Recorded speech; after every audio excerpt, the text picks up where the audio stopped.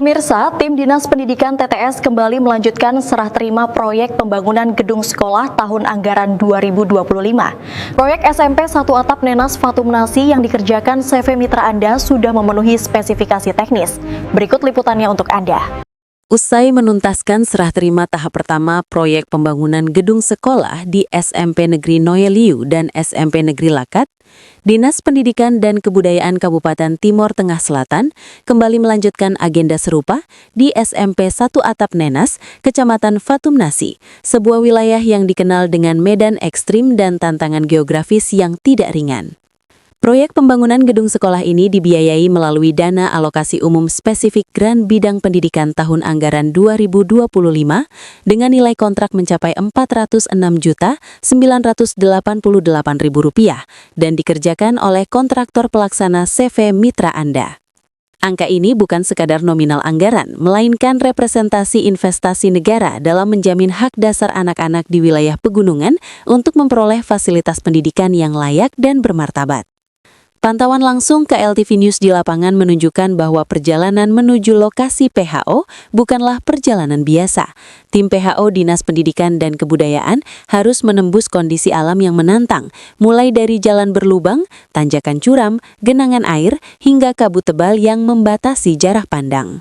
Hujan yang terus mengguyur kawasan Fatumnasi semakin menegaskan bahwa pembangunan di daerah terpencil menuntut ketangguhan, keberanian, dan dedikasi tinggi dari seluruh pihak yang terlibat.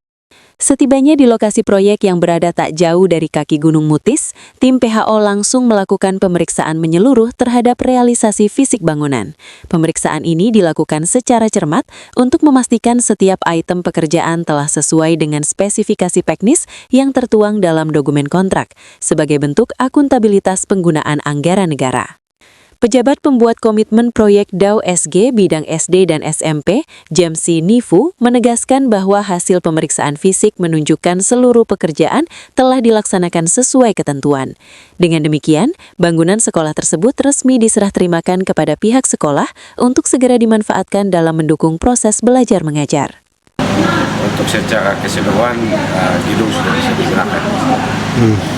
Segala spek teknis sudah dipenuhi oleh Jamsi juga menambahkan bahwa selain pembangunan gedung, pihaknya turut melakukan pengadaan paket mobiler yang dilelang secara terpisah guna melengkapi sarana ruang kelas agar siap digunakan secara optimal. Apresiasi disampaikan Ketua Tim PHO, Shirley Ellen Kamlasi, terhadap kontraktor pelaksana yang dinilai mampu menuntaskan pekerjaan di tengah keterbatasan akses dan beratnya distribusi material. Menurutnya, keberhasilan penyelesaian proyek ini mencerminkan kerja keras, keberanian, serta komitmen semua pihak dalam memastikan pembangunan tidak berhenti hanya karena tantangan geografis. Dengan rampungnya pembangunan 2 ruang kelas permanen di SMP Satap Nenas, Shirley berharap pihak sekolah dapat menjaga dan merawat fasilitas tersebut secara berkelanjutan. Ia menekankan bahwa gedung sekolah bukan sekadar bangunan fisik, melainkan fondasi penting dalam mencetak sumber daya manusia unggul sebagai bagian dari persiapan generasi masa depan menuju Indonesia Emas 2045. Kami mengharapkan ketika sudah ada penambangan ruangan kelas bagi SMP Negeri 1 Nenas ini dapat digunakan sebaik mungkin sehingga pembelajaran di kelas bisa lebih baik lagi. Sementara itu, Kepala Sekolah SMP Satap Nenas, Pajila A, menyampaikan apresiasi setinggi-tingginya kepada pemerintah pusat, provinsi, dan kabupaten atas perhatian serius terhadap peningkatan mutu pendidikan di wilayah pelosok. Ia mengungkapkan bahwa selain bantuan pembangunan gedung melalui DAU SG, sekolahnya juga menerima bantuan rehabilitasi 4 ruang kelas permanen melalui program revitalisasi DAK tahun anggaran 2025 dengan nilai lebih dari Rp600 juta. Terima kasih juga untuk pemerintah karena telah membangun 2 ruang kelas dan revit untuk 4 ruangan.